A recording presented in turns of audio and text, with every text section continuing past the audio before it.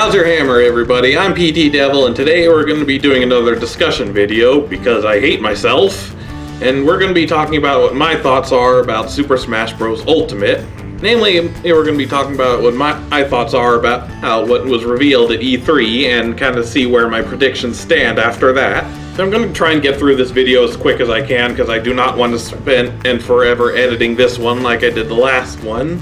Also, this video is going to be going on the assumption that you've already seen my previous prediction video, so if you haven't seen that, please stop the video now and check out that video in the description below. But with that out of the way, let's go ahead and get started.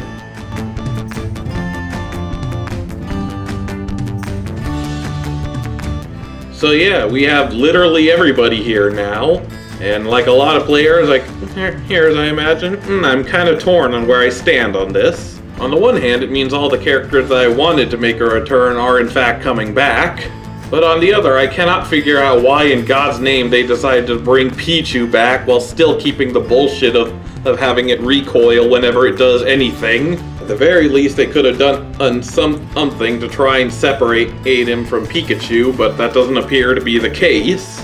I also have to question why the inclusion of both Young Link and Toon Link at the same time was a smart idea, but I do have to admit that Young Link does have a lot more that he can offer. Perhaps he can make use of some of the transformation masks in his attacks. Maybe even give him New Final Smash where he uses the Fierce Deity mask in order to take out his opponents. Then again, Link does have a costume based off of the Fierce Deity, so that might not be the case either. However, because of this, and because Zachary is basically confirmed as such, doesn't look like there's going to be too many new characters at the start.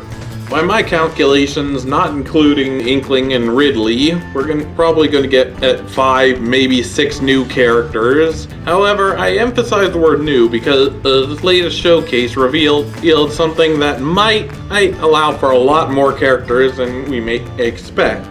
That is that they've created an entirely new classification of characters called Echo characters. And while I am kind of disappointed in them going the route of not decloning Lucina, I'm just happy that she's still in the game regardless, so I won't complain. But it does introduce something interesting, because I can't imagine them going through this much trouble to classify and separate these Echo characters just for the sake of 3 out of 65 plus characters. So I'm willing to bet we're going to be seeing a lot more of these Echo characters as well. Since they apparently don't count as separate characters, according to Zachary, that'd be kind of the loophole he's looking for to give people the surprise he likes giving them. Hell, I honestly wouldn't be surprised if he decided to go the full mile and clone every single character on the roster. What's that? You want King K. Rool in the game? Well, let's go the lazy route and make him a Donkey Kong clone. Oh, Dark Samus is coming back to relevance? Well, let's make her a clone of the original Samus. Robin's got a kid that wants to be just like them? Well, let's add Morgan in the game too. My point is, for those of you people who say that clones are wasted potential in Smash Bros., be prepared to be very pissed off about this game. But getting back to my general thoughts on the matter, I'm kind of disappointed to see that Mario isn't using Cappy a little more in his moveset. He only seems to really use him for one of his taunts. But if anything, I suppose that just means that it still leaves a door open for Pauline to make it in. Now, I know she does appear in the background of the new Donk City stage, but that doesn't really change anything as far as that is concerned. Remember, Toon Link is actually supposed to be the one driving the Spirit Train. Whenever he or regular Link is in the fight, he's actually replaced by a character called Alphonse. The same could very easily apply to this new stage. Whenever Pauline happens to be fighting, then he doesn't appear in the background. Simple as that. I would object to Zelda using her Link Between Worlds design as opposed to Breath of the Wild in order to match Link's, but I think Sakurai managed to sell that part well enough that I'm willing to let it slide. Besides, given how partial I am to her Twilight Princess design, I was going to be disappointed either way. Also, I'm glad to see that Zelda and Sheik, and more importantly Samus and Zero Suit Samus, are separate again, because it makes playing those characters so much easier. Although following that logic, I'm having a hard time trying to figure out why they decided to have Pokemon Trainer using all 3 of his Pokemon. Admittedly, Pokemon Trainer was an interesting concept and certainly a fun character to play as, It's just such a damn shame that the power balance between the three Pokemon was so skewed that hardly anything could be made off of it. Obviously, we're going to be using Charizard 99% of the time, since his power level is so much greater than the other two. Squirtle can be kind of handy in some situations, and he might even have some better matchups than Charizard does. Although God only knows what kind of opium convinced them that Ivysaur's moveset was a good choice. But they seem to have fixed most of the problems with Pokemon Trainer, so I can't really complain. The game no longer punishes you for sticking with just one Pokemon, and changing between them is a lot quicker and easier, which allows for a lot more interesting combos. Plus, I have to admit I'm kind of interested in being able to play as Leaf as well, so I suppose it can't be all bad. Also, I gotta say, I'm kind of disappointed that they changed Pit's Final Smash yet again, because I feel like that the 3 Sacred Treasures were pretty good as it is. It wasn't that long of a Final Smash, it didn't do anything to change the gameplay, and like Sakurai wanted, it was short, sweet, and got to the point. But really, I'm probably just bitching about it because that also gives Phosphora a harder time to come into it as a fighter.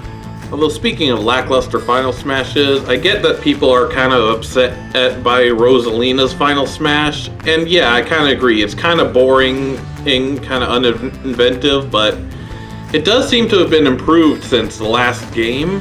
I've noticed that in this game that her Power Star Final Smash does have a vacuum effect now, so it makes it a lot more useful. So I can kind of forgive the unoriginality of it by them making it actually a good move. And of course, we have to talk about the big announcement that shocked the entire world and made at least one guy have to eat his own shorts. And that is the fact that Ridley is now a playable character in Smash Bros. Ultimate. Now, I know I said it probably wasn't going to happen, but if you honestly think I'm upset by this, then you haven't been paying attention. Because I also said that I do agree that Ridley did deserve a spot on the roster, even though it didn't seem impractical to me. Because not only is he a very large character, he's also a very spindly character. So I was worried that by shrinking him down too much, that it would actually make him look a lot more stupid than he deserved to be. And to some extent, I kind of still feel that way. Ridley he looks kind of weird being on Smash Bros. I don't know what it is about it, it's just something that doesn't look right. But it does look kind of cool, and I'm still glad he's in there, so I guess I can learn to live with it. As far as other predictions go, I'm gonna have to say that my previous list still stands. By my count, the only characters I had talked about that have actually been disproven are Waluigi, Lyn, Crystal, and Samurai Goro. And even they're not out of the running completely. The first 3 still have a very strong chance of being included as a DLC character after development. Even though I still contest that nobody really cares that much about F-Zero anymore, there's still always the possibility that there could be another new character. But everything else is still available. Like I said, Phosphora is hanging by a thread, and given how the Toads and Peach and Daisy's movesets are a lot more active now, the same can also be said for Captain Toad. However, with Sakurai, you kind of have to take an innocent until proven guilty approach when predicting characters, because that's exactly the kind of thing Sakurai likes to do. Make you think one thing and completely blindside you with another. If anything, there's one character on that previous list that's all but confirmed at this point. Remember how I said that Viridi could make for an easy semi-clone of Palutena? Well, with these new Echo characters, and that makes for an extremely plausible choice now.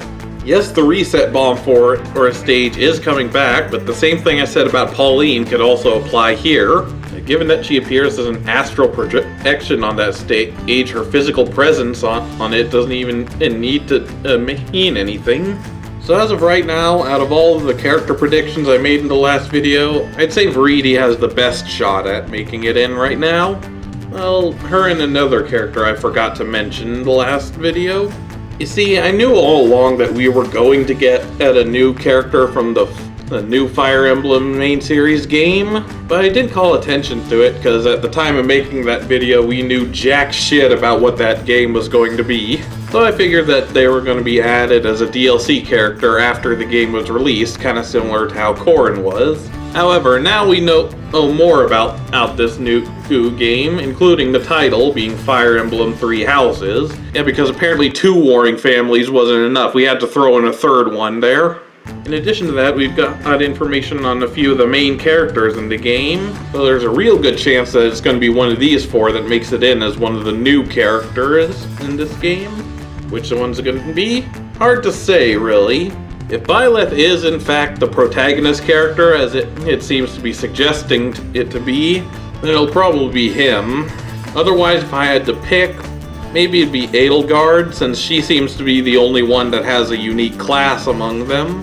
Also, is it me or do these characters kind of look like vampires? Are we getting to some supernatural shit with this game? Come on, Nintendo, you can tell us. What are you planning, you pieces of shit? Well, anyway, I think that just about sums it up for this video. Thank you guys so much for watching. Let me know what your thoughts are in the comments below, and let me know what you think about these new mechanics. Anyway, thank you guys so much for watching, and until next time, don't get run over. I'll see you guys later. At this point, as long as they keep my waifu in the game, I'm a happy boy.